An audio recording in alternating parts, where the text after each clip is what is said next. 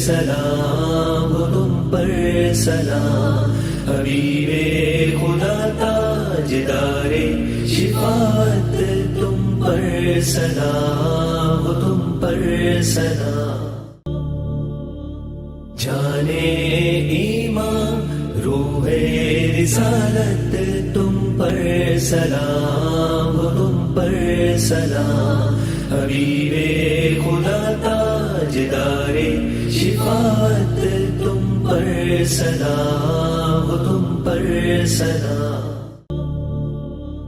جانے ایمان روح رسالت تم پر سلام ہو تم پر سلام، حبیب خدا تاجدار شفاعت تم پر سلام ہو تم پر سلام،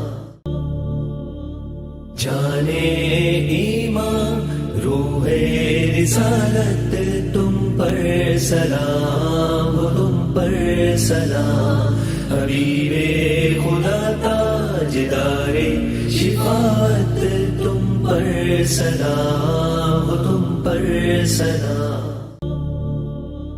جانے ایمان روح رسالت تم پر سلام ہو تم پر سلام، حبیب خدا تاجدار شفاعت تم پر سلام ہو تم پر سلام۔ بسم اللہ الرحمن الرحیم، السلام علیکم ورحمۃ اللہ وبرکاتہ۔ میں اپنے تمام معزز اپنے ہم سفر ساتھیوں کو،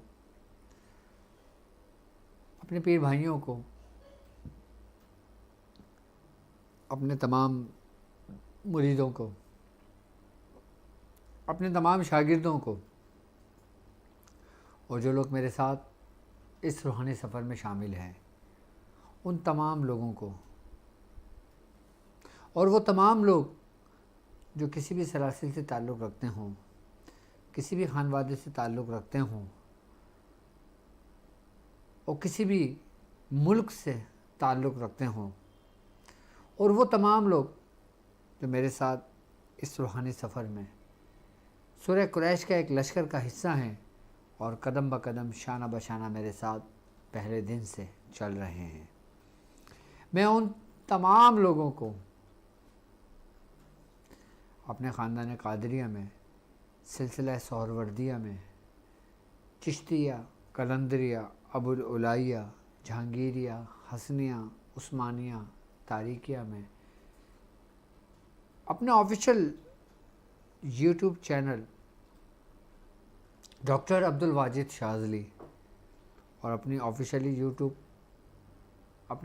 ویب سائٹ www.drabdulwajidshazli میں ایک بار پھر جان ایمان ایپیسوڈ 5 میں آپ کو خوش آمدید کہتا ہوں، اور یہ بھی امید کرتا ہوں کہ آپ تمام لوگ خیریت سے ہوں گے۔ الحمدللہ ہمارا یہ کامیابی کا سفر اس ماہ مبارک کی برکتیں سمیٹتا ہوا اپنی منزل کی طرف آگے بڑھ رہا ہے، اور الحمدللہ جان ایمان سیزن 2 ہم نے ماہ ربیع الاول میں یہ سیریز شروع کی۔ اس سیریز شروع کرنے کا مقصد صرف اور صرف ہمارے سلسلے کی تعلیمات کو عام کرنا تھا، عام کرنا ہے، اور انشاءاللہ جب تک زندگی رہے گی یہ سیریز ہماری چلتی رہے گی۔ یوں تو ہر مہینے کی فضائل و برکتیں ہیں، لیکن ماہ ربیع الاول کچھ خاص ہے، بلکہ بہت زیادہ خاص ہے۔ وہ اس وجہ سے کہ اس ماہ ربیع الاول میں ہم جو بھی اعمال کرتے ہیں ہم اپنے بزرگوں کی نسبت سے کرتے ہیں، اپنے بزرگوں کے سلاسل میں جو تعلیمات ہوتی ہیں، جو اعمال ہوتے ہیں، جو ہم تک ہمارے بزرگوں سے پہنچے ہوئے ہوتے ہیں، ہم وہ اعمال کرتے ہیں، خاص کر اس ماہ ربیع الاول میں۔ اور یہ پوری کڑی اسٹیپ بائی اسٹیپ چڑھتے آخری جو مقام آتا ہے نا، سرکار دو عالم صلی اللہ علیہ وآلہ وسلم یہ مبارک مہینہ آپ کا ہے، تو آپ کی نسبت سے اس مہینے کے اندر ہم اپنے بزرگوں کے جو اعمال کرتے ہیں نا تو انشاءاللہ تعالیٰ اس میں ہم جلد کامیاب ہو جاتے ہیں۔ اب ہمارے کامیابی کی سب سے بڑی وجہ کیا ہے اور کیا ہونی چاہیے؟ میں نے اب تک 4 ایپیسوڈ ماہ اس کی جان ایمان کی کر لی ہیں، اور باقی عملیات کے سلطان کی میں کافی ایپیسوڈ میں کر چکا ہوں، کہ جس کے اندر میں نے کئی اعمال آپ لوگوں کو تعلیم کرے، کئی سلسلے کی تعلیمات میں نے تعلیم کرنی ہے۔ لیکن آج میں کچھ بات کرنا چاہوں گا کہ اعمال تو ہمارے پاس ہیں، اعمال کی مثال بالکل اسی طریقے سے ہے کہ جیسے تلواریں ہمارے پاس موجود ہیں لیکن ہمیں چلانی نہیں آتی۔ اب ہمیں چلانا کون سکھائے گا؟ کیا یہ نعام میں ہی رکھی رہیں گی یا پھر ہم اس کا استعمال بھی کریں گے؟ یقیناً جب ہم اپنے بیاض میں اس کو لکھ رہے ہیں، اس کی ترتیب بنا رہے ہیں، ہم محنت کر رہے ہیں، ہم اعمال کر رہے ہیں، تو یقیناً ہم اس کو چلائیں گے بھی، ہم اس کو چلانا بھی سیکھیں گے۔ تو چلانے کے لیے سب سے پہلے جو اس کا سمجھ لیں کہ جو بیس ہے، جو اس کی بنیاد ہے، عمل کرنا بنیاد نہیں ہے، اس کی بنیاد اپنی اصلاح ہے، اپنا طور طریقہ ہے، اپنا زندگی بسر کرنے کا طریقہ ہے۔ یوں تو ہمارے ساتھ سفر میں شامل لاکھوں لوگ موجود ہیں، اور اگر لاکھوں لوگوں کی زندگی کا تجزیہ کرتے ہیں اور ہم ان کی زندگی کو دیکھتے ہیں تو ہر شخص کی زندگی کی ترتیب اور طریقہ کار بالکل مختلف دوسرے شخص سے ہے۔ اگر میرے ساتھ اس سفر میں 1 لاکھ بندے شامل ہیں، ضروری نہیں کہ 1 لاکھ ایک ہی طرز کی زندگی پر جی رہے ہیں، ہرگز نہیں۔ سب کی ترتیب الگ الگ ہے، سب کا طریقہ الگ الگ ہے، سب کے زندگی گزارنے کا طریقہ الگ ہے، لیکن ہمارا دین ہمیں کیا سکھاتا ہے، روحانیت ہمیں کیا سبق دیتی ہے، ہمارے بزرگوں کی تعلیمات کیا کہتی ہے کہ ہمیں کس طرح زندگی کو بسر کرنا چاہیے کہ جس سے ہم جو بھی اعمال کریں اس میں ہمیں کامیابی ملے۔ بزرگان دین فرماتے ہیں کہ تم دوسروں کی اصلاح نہیں کرو، تم سب سے پہلے اپنے خود کی اصلاح کرو، اور اصلاح کرنے کے بعد سب سے پہلا جو ہمارا اسٹیپ شروع ہوتا ہے نا، وہ شروع ہوتا ہے ہماری نیت۔ ہماری نیت آیا کیا ہے؟ خالصاً راہ للہ ہے، دنیا کے لیے ہے، دین کے لیے ہے، مخلوق خدا کے لیے ہے، یا اپنی ذات کی حد تک ہے؟ کیا نیت ہے؟ ہر اعمال کا دار و مدار آپ کی نیتوں پر ہے۔ یعنی کہ ہماری کامیابی کا سفر اس وقت لکھ دیا جاتا ہے کہ ہم کامیاب ہوں گے یا ناکام ہوں گے۔ کب؟ کہ جب ہم نیت کرتے ہیں۔ اچھا، نیت کرنے کے بعد نیت کرنے کا فائدہ کیا ہوتا ہے ہمیں؟ اب جیسے ہم نماز میں نیت کرتے ہیں نا کہ میں نیت کرتا ہوں 2 رکعت نماز سنت فجر، میں نیت کرتا ہوں 4 رکعت نماز سنت ظہر، میں نیت کرتا ہوں 4 رکعت نماز سنت عصر۔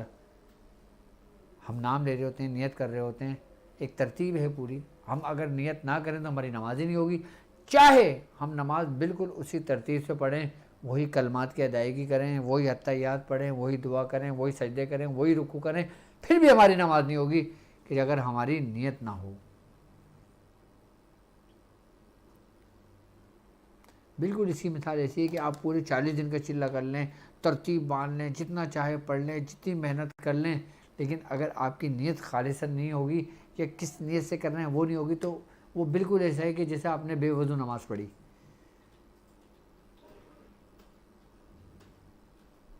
ایک بات یاد رکھنا کہ جب ہم نیت کرتے ہیں نا تو ہمارا ارادہ جنم لیتا ہے، یعنی کہ ہم جیسا گمان رکھتے ہیں، ہم رب سے جیسا گمان رکھتے ہیں نا تو رب اس کو پورا کرنے کے لیے ہمارے ساتھ شامل ہو جاتا ہے، اور پھر وہ ویسے اسباب پیدا کر دیتا ہے، ویسے رستے پیدا کر دیتا ہے کہ جیسے ایک شخص نیک کام کے لیے ارادہ کرتا ہے، نیت کرتا ہے، اگر وہ نیک کام کے لیے کر رہا ہے تو اللہ تعالیٰ اس کو ویسے راستے پیدا کر دے گا. اور ایک شخص ایک چور ہے, وہ چوری کرنے کا ارادہ کرتا ہے, چوری کرنے کی نیت کرتا ہے, تو کیا اس کے راستے بند کر دیے جائیں گے کیا؟ بتاؤ مجھے. وہ تو غلط کام کر رہا ہے نا, تو اس کے راستے کیوں کھول رہا ہے پھر وہ اس کے ارادے کی وجہ سے. ارادے کی اہمیت پتہ ہے کیا ہے؟ ارادے کی طریقت کے اندر اہمیت بالکل وہی ہے کہ جو نیت کی شریعت میں ہے. الفاظ سمجھنا میرے, آپ کو سب سمجھ میں آ جائے گا. اب میں شریعت سے تھوڑی سی طریقت پہ بات کر رہا ہوں. یعنی کہ جب ہم نے نیت کر لی نا تو ہم شریعت پہ تھے, جب ہم نے ارادہ کر رہا تو ہم طریقت پہ آ گئے. طریقت میں ارادے کی اہمیت وہی ہے جو شریعت میں نیت کی ہے. فرق صرف اتنا ہے کہ ارادہ ہم بالکل اپنے اعمال سے کرتے ہیں, اپنے ارادے سے کرتے ہیں. ہم کوشش کرتے ہیں کہ جس کے بارے میں قرآن کہتا ہے کہ لیس للانسان الا ما سعی, کہ انسان کو وہی کچھ ملتا ہے جس کے لیے وہ کوشش کرتا ہے. اب میں آپ کو اسٹیپ شروع سے سمجھا رہا ہوں, کامیابی کا سفر. اب میں شروع سے آپ کو یہ سمجھا رہا ہوں کہ ہم نے کس طرح اپنی اصلاح کرنی ہے, کس طرح ہم کہاں سے کہاں جائیں گے. ہم اعمال تو میں نے بہت سارے پیش کر دیے. اب ہم یہ نہیں کریں گے کہ بھائی یہ اس نیت کا کر رہا ہوں, یہ میں اس نیت کا کر رہا ہوں, یہ میں اس نیت کا کر رہا ہوں. نیت یہ رکھو کہ میں جو بھی کام کر رہا ہوں خالصاً اللہ کے لیے کر رہا ہوں, کہ اللہ تبارک و تعالی مجھے اس عمل کے فیوزات, اس عمل کی برکتیں, اس عمل کی رحمتیں, اس عمل کی عجائبات کی دنیا مجھے عطا فرما. کیا کرا آپ نے؟ اللہ کے لیے نیت باندھی آپ نے, اللہ کے لیے کہ میں جو بھی کوئی نیک عمل کر رہا ہوں اپنے رب کے لیے کر رہا ہوں. اور مجھے پھر عطا کیا کر؟ مجھے اس کی برکتیں عطا کر, مجھے اس کی رحمتیں عطا کر, مجھے اس کی فیوزات عطا کر. آئی بس سمجھ میں؟ تو جب انسان اس ترتیب سے چلتا ہے نا, پھر اس کو عجائبات کی دنیا بھی ملتی ہے, پھر اس کو اس عمل کی برکتیں بھی ملتی ہیں, پھر اس کو اس عمل کی رحمتیں بھی ملتی ہیں, پھر اس عمل کے اس پر فیوزات کی برسات ہوتی ہے. اب وہ مخلوق خدا کی خدمت کرے, اپنے دوست احباب کی خدمت کرے, اپنے بیوی بچوں کی خدمت کرے, اپنی خدمت کرے, یا اپنا روزگار بنائے, وہ اس کا اور اللہ کا معاملہ ہے. اب بیچ میں شیطان کا کوئی عمل دخل نہیں ہے, کیونکہ نیت کرنے سے, ارادہ کرنے سے شیطان کا دروازہ آپ نے بند کر دیا. اچھا, اس کے بعد کہ جب ہم ارادہ کرتے ہیں تو اس وقت ہمارے دماغ کے اندر ہمارے جو نیورونز کنیکشن جو ہوتے ہیں, پھر وہ اسی حساب سے کنیکشن بنانے شروع کر دیتے ہیں. پھر وہی کھانے, پھر وہی ہمارے دماغ کے اندر گرہیں لگنی شروع ہو جاتی ہیں. وہی سب گرہیں لگنے سے مراد وہی کنیکشن بننے شروع ہو جاتے ہیں کہ جیسا ہم سوچ رہے ہوتے ہیں, جیسا ہم کر رہے ہوتے ہیں, جیسا ہم نے ارادہ باندھا ہوتا ہے. پھر جب ہم اسی اثر پہ, اسی ترتیب سے جب اس سفر میں نکل رہے ہوتے ہیں نا, پھر ہمارے اوپر سب سے پہلی جو واردات ہوتی ہے, سب سے پہلی واردات جو ہوتی ہے, وہ واردات خیالی ہوتی ہے. واردات خیالی کسے کہتے ہیں؟ واردات خیالی ہم اسے کہتے ہیں کہ جیسے خواب کی 3 اقسام ہیں. ایک خواب وہ جو اللہ کی طرف سے ہوتا ہے, ایک خواب وہ جو شیطان کی طرف سے ہوتا ہے, ایک خواب وہ جو دن بھر آپ سوچ رہے ہوتے ہو, دن بھر جو کر رہے ہوتے ہو, رات کو وہی کچھ نظر آ رہا ہوتا ہے. بالکل اسی ترتیب سے ہم جو کچھ ہمیں نظر آ رہا ہوتا ہے وہ اسی کے زمرے میں آتا ہے, جس کو ہم مشاہدہ کہتے ہیں. یعنی کہ ایک مشاہدہ حقیقی ہوتا ہے, ایک مشاہدہ ہمارا خیالی ہوتا ہے کہ جو تخیل سے ہوتا ہے. یعنی کہ جیسا ہم گمان کر رہے ہوتے ہیں, جیسا ہم سوچ رہے ہوتے ہیں, جو ہم جس طریقے سے ہمارے نیورونز کنیکشن بن رہے ہوتے ہیں. اب مثال کے طور پہ کمرے میں کوئی بھی نہیں ہے, آپ عمل کر رہے ہو, آپ کے دماغ کے اندر کا یہ خیال بن گیا کہ گھر میں کمرے میں کوئی آیا ہے, جبکہ کوئی نہیں آیا, پورا کمرہ کلیئر ہے, کچھ بھی نہیں ہے. لیکن جو کنیکشن ہمارے بنتے رہیں گے بڑھتے رہیں گے بڑھتے رہیں گے اور وہ حقیقت اسی کمرے پر آشکار ہو جائے گی، ظاہر ہو جائے گی، اور کمرے کے اندر کوئی موجود ہوگا. کیسے؟ کیا یہ ممکن ہے؟ اس ہی لیے بزرگان دین فرماتے ہیں کہ اچھا گمان رکھنا چاہیے. اچھا ارادہ انسان کو منزل کی طرف لے جاتا ہے. اچھا خیال انسان کو کامیاب کر دیتا ہے. ہم جو کچھ سوچ رہے ہوتے ہیں پڑھائی کے دوران، ہم پڑھ رہے ہیں. اب دیکھو، اب مثال کے طور پہ میں آیت کریمہ پڑھ رہا ہوں، لا الہ الا انت سبحانک انی کنت من الظالمین، کہ اللہ کے سوا کوئی معبود نہیں، اگر تو نے مجھے معاف نہ کیا. لا الہ الا انت سبحانک انی کنت من الظالمین، میں نے ہی ظلم کیا اپنے نفس پر. اب جیسے ربنا ظلمنا انفسنا ہم پڑھ رہے ہوتے ہیں کہ میرے رب مجھے معاف کر دے، مجھے بخش دے کہ میں نے ہی اپنے نفس سے ظلم کیا. جیسے ہم سورہ قریش پڑھ رہے ہیں، جیسے ہم آیت فتح پڑھ رہے ہیں، جیسے ہم بندش کی آیت پڑھ رہے ہیں، جیسے ہم مختلف اعمال کر رہے ہیں، جیسے ہم ناد علی کا مندرہ کر رہے ہیں. اب ہم پڑھ تو رہے ہیں، ہم اس کی تکرار تو کر رہے ہیں، آئے بس سمجھ میں، لیکن ہمارا خیال کہیں اور جا رہا ہے. ارادہ کچھ ہے، خیال کچھ ہے، آ کچھ رہا ہے، پڑھ کچھ رہے ہیں، تو فائدہ کچھ نہیں ہونا. ہم نے ان چاروں چیزوں کو ایک لیول پر لے کر آنا ہے، ایک ہی مقصود پر لے کر آنا ہے، ایک ہی مرکز، ایک ہی نقطے پر لے کر آنا ہے. جس دن ہم اپنے پڑھائی کو، اپنے خیال کو، اپنے ارادے کو ایک زاویے پر لے کر آ گئے نا، اس وقت پھر جو پڑھائی کے جو موکلان ہوتے ہیں، اس پڑھائی کی جو جنات ہوتے ہیں، پھر جو حقیقی وہ ظاہر ہوتے ہیں نا، پھر وہ کچھ انسان اپنی آنکھوں سے دیکھتا ہے. ایک ہوتا ہے وہ چیز ظاہر ہونا جو پڑھائی کے ذریعے ظاہر ہو رہی ہے، ایک چیز وہ ہوتا ہے ظاہر ہونا جو آپ کے دماغ کے خلیات کی وجہ سے آپ پر ظاہر ہو رہی ہے، آپ کے نیورونز کنیکشن کی وجہ سے ہو رہا ہے، کہ جس کے بارے میں اپنے طاق علم میں تفصیل سے بتا چکا ہوں.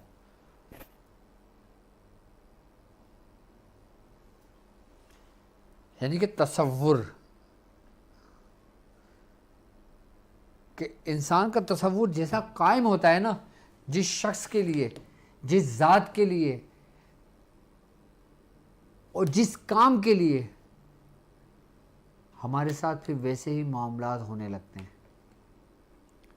اگر تصور ہمارا تصور حق قائم ہوا تو ہم کامیاب ہوئے. اگر تصور باطل قائم ہو گیا تو یہ ہماری ٹینشن کی بات ہو گئی.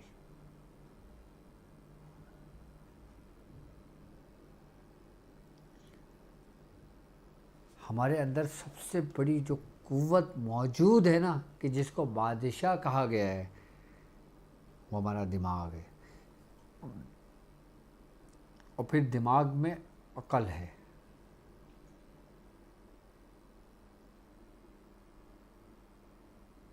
یعنی کہ اہل ایمان وہ لوگ ہیں جو اہل عقل ہیں.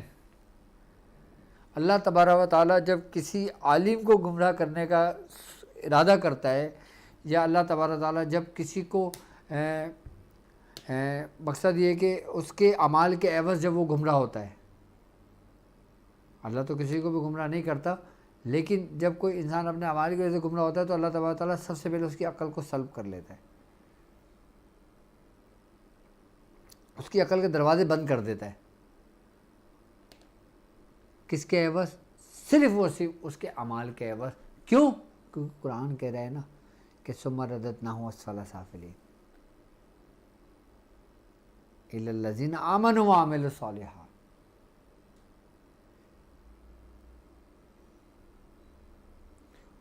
اور جس کو اللہ تبارک و تعالیٰ عقل سلیم عطا کرتا ہے، اس کے لیے اللہ تعالیٰ کہتے ہیں لقد خلقنا الانسان فی احسن تقویم.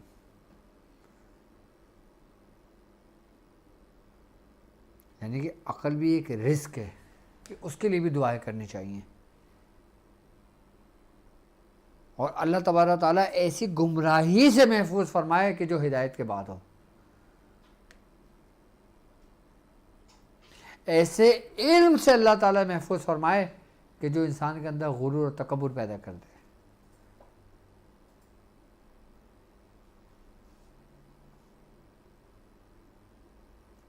اللہ تعالیٰ ایسی روحانیت سے محفوظ فرمائے کہ جو ہمارے اندر انا پیدا کر دے.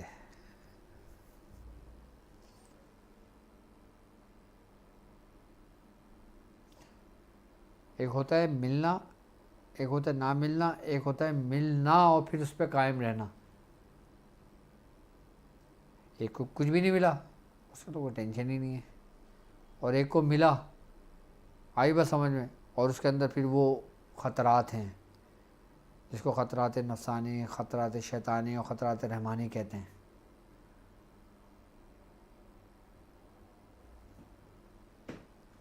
یہ سفر بڑا ایک عجائبات کا سفر ہے. یہ ہم اس کو بہت آسان سمجھ رہے ہوتے ہیں،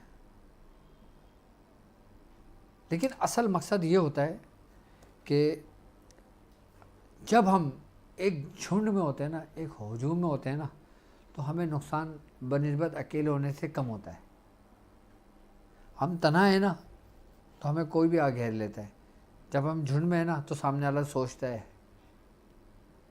تو جھنڈ میں رہنے کا مطلب یہ ہوتا ہے کہ اپنے بزرگوں کے سائے میں رہنا، اس کی رسی کو مضبوطی سے تھام کے رکھنا. جہاں تمہارے دل کے اندر اپنے پیر بھائی کے لیے، اپنے شیخ کے لیے کوئی ذرہ برابر بھی بدگمانی پیدا ہوئی، تم کتنے ہی کامل کیوں نہ ہو، تم کسی بھی صورت میں کامیاب نہیں ہو سکو گے.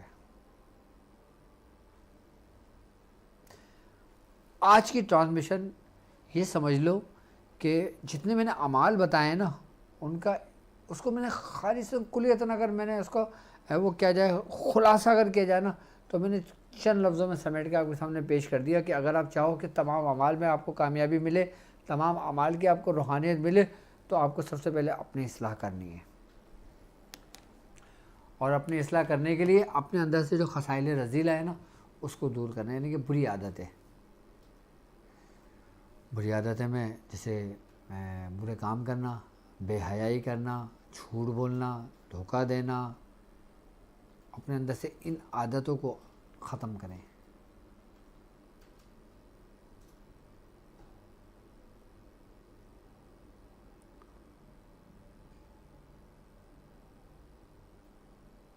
اور ایک بات یاد رکھنا، کوشش کرنا کہ آپ کے ہاتھوں اور آپ کی زبان سے کسی مسلمان بھائی کو کوئی ضرر، کوئی ایذا نہ پہنچے، کوئی نقصان نہ پہنچے.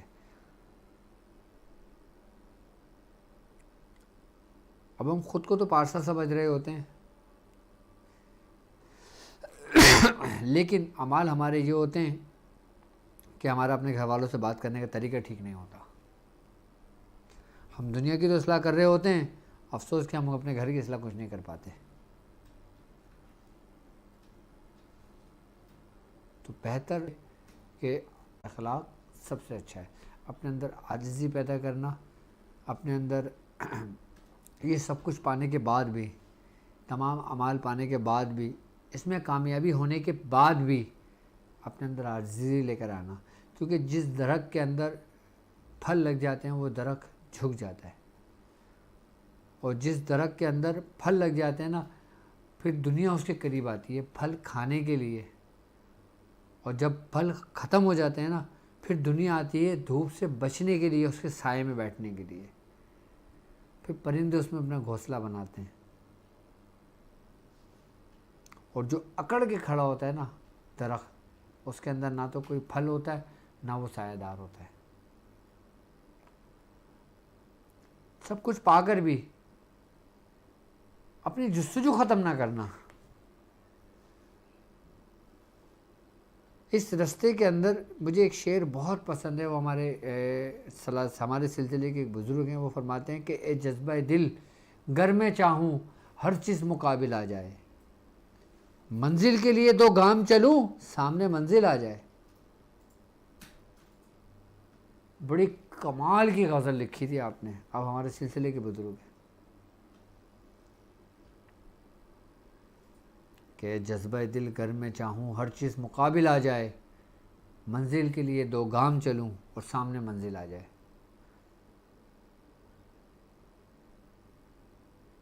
اور کبھی بھی اپنی جستجو ختم نہ کرنا.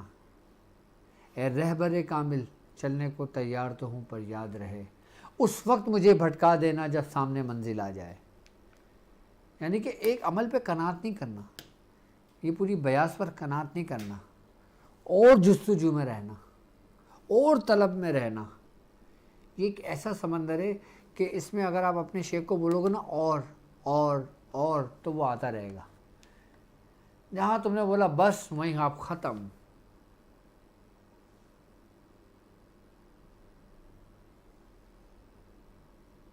یہ ایک ایسا راستہ ہے کہ اس میں میں نے یہ دیکھا ہے کہ جس شخص میں میں نے عاجزی دیکھی ہے, جس شخص میں میں نے روحانیت دیکھی, میں نے اس کو عاجز پایا. اس میں عاجزی انکساری کوٹ کوٹ کر بھری ہوئی ہے.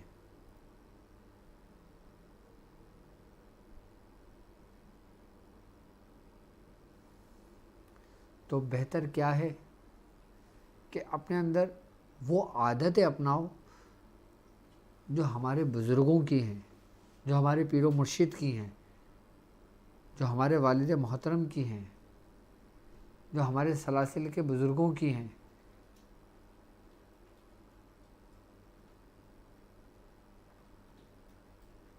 آپ کو جو کچھ بھی مل رہا ہے نا, آپ اس کو تحریر کرتے رہو, آپ لکھتے رہو. بعض لوگ تو میری ویڈیوز الحمدللہ انگلش میں ٹرانسلیٹ کر رہے ہیں, اردو میں ٹرانسلیٹ کر رہے ہیں, ہندی میں ٹرانسلیٹ کر رہے ہیں, اسپینش میں ٹرانسلیٹ کر رہے ہیں. یعنی کہ اسپین میں رہنے والے جو میرے مرید ہیں وہ تک اپنی اسپینش زبان کے اندر میرا سلیبس تیار کر رہے ہیں, صرف کس لیے کہ زیادہ سے زیادہ لوگوں تک پیغام پہنچے. اس سلسلے کی تعلیمات جو مستند سند کے ساتھ ہوں وہ تمام کو میسر مل جائے. اور آج کا ایک خاص عمل میں آپ کو تعلیم کر دیتا ہوں. ہم اگر یہ چاہیں نا کہ ڈاکٹر صاحب کی ویڈیوز ہم دیکھتے ہیں 1 گھنٹے کی, اب ہم چاہیں کہ یہ ویڈیو میں جو ڈاکٹر صاحب نے جو کام کی باتیں بتائی نا وہ ہمیں یاد رہیں. یہ خاص عمل بتا رہا ہوں میں آپ لوگوں کو, یہ وہ عمل بتا رہا ہوں جس پہ میں خود عمل کرتا ہوں. اب جس پہ میں خود عمل کرتا ہوں وہ کیسا عمل ہوگا. اور یقیناً آپ کی بھی خواہش یہی ہوگی کہ میں اپنے بزرگوں کی جو محفل اٹینڈ کرتا ہوں, اپنے بزرگوں کی جو تربیت لیتا ہوں, اپنے بزرگوں کی جو میں ویڈیو سنتا ہوں وہ مجھے یاد رہیں. اس کو یاد کرنے کے لیے کیا کیا جائے کہ جب آپ میری ویڈیوز دیکھ رہے ہو, یا آپ میری محفل میں ہو, یا آپ میری درس گاہ میں ہو, یا آپ روحانی درس گاہ میں ہو, یا جب آپ مجھے سن رہے ہو, یا جب آپ اپنے شیخ کو سن رہے ہو, آپ کسی بھی سلسلے میں مرید ہوں اپنے شیخ کی بارگاہ میں جائیں, جب شیخ سے سنیں, شیخ سے تربیت لیں. آپ چاہتے ہیں کہ آپ کی شیخ کی نصیحت, آپ کے جو شیخ کی جو تربیت ہے, جو بھی انہوں نے باتیں کہی ہیں وہ آپ کو یاد رہیں. جب بھی محفل میں جائیں آپ السلام علیکم ورحمۃ اللہ وبرکاتہ یہ کہیں اور ایک دفعہ درود ابراہیمی پڑھ لیں. ویڈیو بھی سنتے ہیں تو یہی عمل کریں, محفل میں جاتے ہیں یہی عمل کریں. اور جب ویڈیو ختم ہو, جب ٹرانسمیشن ختم ہو, جب کسی بزرگ کی محفل سے اٹھ کر جائیں, اپنی شیخ کی محفل سے اٹھ کر جائیں, تو 3 دفعہ انا للہ و انا الیہ راجعون, انا للہ و انا الیہ راجعون پڑھ لیا کریں 3 دفعہ. جب اپنے بزرگ کی محفل سے اٹھ کر جب جائیں تو 3 دفعہ کیا پڑھیں گے آپ, انا للہ و انا الیہ راجعون. اور جب آئیں سلام کریں, ایک دفعہ درود ابراہیم پڑھیں, بسم اللہ پڑھ کے آپ اس کو سننے شروع کر دیں. آپ زندگی میں اس ویڈیو میں ہونے والی بات کو نہیں بھولو گے. اچھا اب اگر آپ بھول بھی جاؤ گے نا, مثال تو آپ کے ذہن سے نکل گیا, پھر آپ نے آپ کو تھوڑا سا آنکھیں بند کی, فوکس کی, بسم اللہ الرحمن الرحیم پڑھا, آپ نے وہی ترتیب پڑھی, آپ کو یاد آنے شروع ہو جائے گی. آپ یہ آزمانا. آج کے دن کا خاص عمل کہ جو سمجھ لیں کہ جتنے بھی اعمال میں نے بتائے نا ان سب کو یاد رکھنے کے لیے, ان سب کو قائم کرنے کے لیے یہ عمل آپ کے لیے انتہا کا ضروری ہے. کہ جب آپ کسی بزرگ کی ویڈیو سنیں, جب میاں حضور کی ویڈیو سنیں, یا میاں حضور کی نشست میں آئیں, میاں حضور کے محفل میں آئیں, تو آپ السلام علیکم ایک دفعہ کہیں گے, بسم اللہ الرحمن الرحیم پڑھ کے, درود ابراہیم پڑھ کے آپ خاموش ہو کے بیٹھ جائیں گے. اچھا بعض لوگ یہ کرتے ہیں کہ جب ویڈیو سن رہے ہوتے ہیں دیکھ رہے ہوتے ہیں تو وہ کچھ پڑھ رہے ہوتے ہیں. اچھا ایک بات بتاؤ, کیا ہمیں بزرگوں کی محفل میں جب ہم بیٹھتے ہیں تو کیا ہمیں کچھ پڑھنا چاہیے یا نہیں؟ میں آپ سے پوچھتا ہوں, بتائیں مجھے. اب اکثر ہوتا ہے نا کہ ہمیں اپنی شیخ کی محفل میں بیٹھا ہوں اور میں ہاتھ میں تسبیح لے کے بیٹھا ہوں, سن بھی رہا ہوں, تو کیا مجھے اس محفل کا فائدہ ہوگا؟ میں آپ کو ایک بات بتاؤں, اب وہ آپ کا ایک ذاتی سوچ ہے, آپ کی نیت ہے, آپ کا ہے, جو کچھ پڑھتے ہو ثواب تو ملتا ہی ہے, فائدے کا میں نہیں کہہ سکتا, ثواب ملے گا ضرور البتہ. ہاں کہ جب بھی اپنی شیخ کی محفل میں جاؤ نا, شیخ کی بارگاہ میں جاؤ, آئی بات سمجھ میں, صرف اس کو دیکھو, اس کو سنو, اس کو سمجھو, اس کے چہرے کو پڑھو, اس کے قلب کو پڑھو, اس کے باطن کو پڑھو, اس کو دیکھو, اس کے کہے ہوئے ایک ایک لفظ آپ کے دل میں پیوستہ ہوتے چلے جائیں گے, آپ مرتے دم تک نہیں بھولو گے.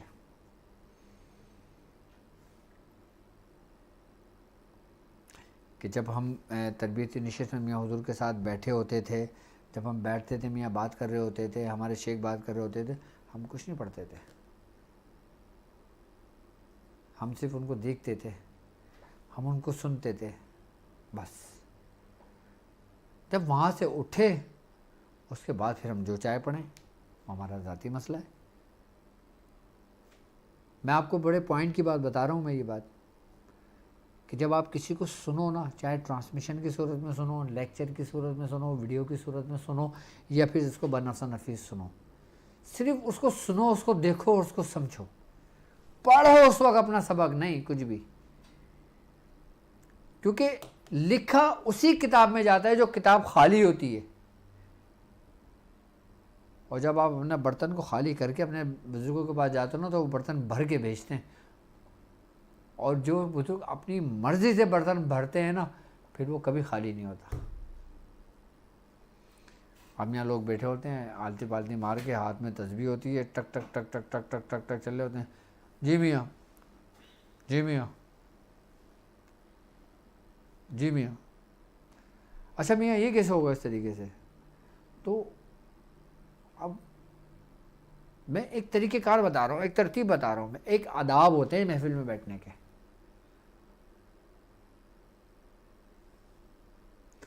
ہم اپنے بزرگوں کی محفل میں جاتے ہیں اس لیے کہ ہم ان سے کچھ سیکھیں. ہم جاتے ہیں اپنے بزرگوں کی محفل میں اس لیے کہ ہم, اور ایک بات یاد رکھنا, بزرگان دین فرماتے ہیں کہ جب تم اہل ذکر کی محفل میں جاتے ہو نا, تو تم جب کچھ بھی نہ پڑھو نا, تو تمہارا ہر ایک ایک وقت, ایک ایک لمحہ تمہارا قیمتی عبادت میں لکھا جاتا ہے جب تم اہل ذکر کے پاس جاتے ہو.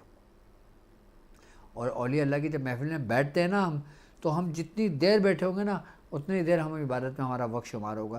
جتنی دیر ہم اپنے بزرگوں کی ٹرانسمیشن میں شامل ہوتے ہیں, اس کی ویڈیوز دیکھ رہے ہوتے ہیں, اس میں شامل ہوتے ہیں نا, ہمارا ایک ایک لمحہ ہماری عبادت میں لکھا جا رہا ہوتا ہے. ہو سکتا ہے جو ہم پڑھ رہے ہوں وہ قبول نہ ہو, اس محفل میں بیٹھنے ہمارے لیے قبولیت کا باعث ہو. کہتے ہیں نا کہ 1000 سال کی عبادت اور کسی بزرگ کی 1 گھنٹے کی صحبت برابر ہے.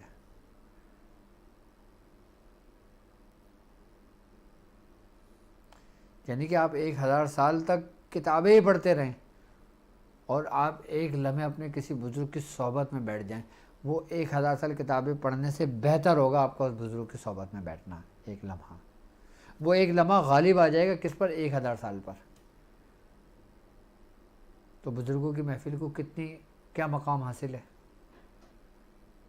اور خاص کر آپ کے شیخ کی اگر نشست ہو, شیخ کی اگر صحبت ہو, کہ جن کے شیوخ کے بارے میں سرکار دو عالم صلی اللہ علیہ وآلہ وسلم کا فرمان ہے کہ شیخ اپنے مریدوں میں بالکل اس کی مثال ایسی ہی ہوتی ہے کہ جیسے قوموں کے جیسے جو قوم جیسے قوم کے اوپر کوئی ہادی آتا ہے, یعنی کہ جیسے مثال, جیسی اہمیت, جیسی حیثیت اس ہادی کی ہے نا, ایسی ہی اہمیت اس شیخ کی اپنے مریدوں میں.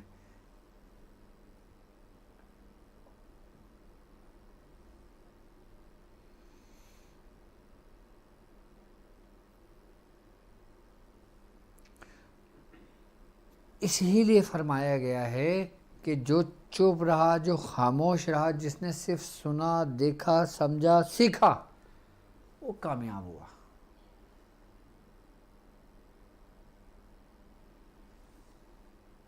بزرگوں کی محفلوں میں جب جایا جاتا ہے تو پھر وہاں پہ اپنے سبق نہیں پڑھے جاتے، وہاں پہ سب کچھ اپنا دامن جھاڑ دیا جاتا ہے. جب جھاڑو گے تو دامن بھرے گا. صرف شیخ کو توجہ سے سنا جاتا ہے، دیکھا جاتا ہے. اب جو لوگ بیرونی ممالک میں رہتے ہیں ان کے لیے درسگاہ، ان کی ٹرانسمیشن ہوتی ہے، ان کی ویڈیوز ہوتی ہیں، ان کے لیکچرز ہوتے ہیں. تو یہ میں نے آپ کو آج کے دن کا عمل بھی تعلیم کر دیا. خاص بات کہ آپ جتنے بھی اعمال کرتے ہو، اپنے بزرگوں کی صحبت میں بیٹھتے ہو، اپنے بزرگوں کو سنتے ہو اور آپ چاہتے ہو کہ وہ چیز آپ کو یاد رہے، اس عمل پہ عمل کرنا تو انشاءاللہ تعالیٰ کامیاب ہوں گے. تو جان ایمان ایپیسوڈ آج میں کسی کی کال نہیں لوں گا کیونکہ آج مجھے کام ہے اور آج گھر میں تھوڑی سی تقریب بھی ہے، تو اس لیے میں اس کو مختصر کرتا ہوں. تو مجھے اجازت دیجیے. جان ایمان ایپیسوڈ 5 آج یہاں پہ اختتام کو پہنچتا ہے. اب مجھے اجازت دیجیے اس بات پہ کہ آپ اپنا بہت خیال رکھیں گے. السلام علیکم ورحمۃ اللہ وبرکاتہ.